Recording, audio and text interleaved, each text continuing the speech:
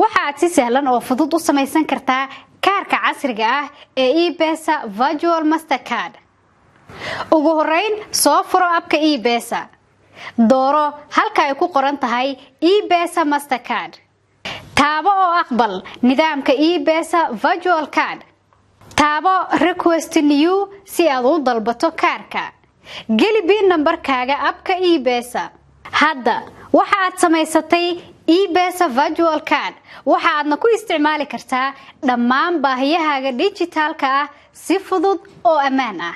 waxaad awood buuxda u leedahay in aad wax ka bedesho limitka ama xadka markasta isticmaalka hal mar ama isticmaalkaaga maalinle ama kaaga bille. waxaad si sahlan u block gareyn kartaa kaarkaaga kadibna dib ugu qaadan kartaa haddii aad doonto. waxaad gabi ahaanba delete gareyn kartaa ama aad tirtiri kartaa kaarkaaga haddii aad ka maaranto. haddii aad u baahato faahfaahin dheeraad ah oo ku saabsan kaarkaaga fadlan booqo halka ay ku qoran tahay about. si aad u isticmaasho adeega casriga ah ee ePesa kala soo deg App Store ama Google Play. ePesa goob kasta iyo goor kasta.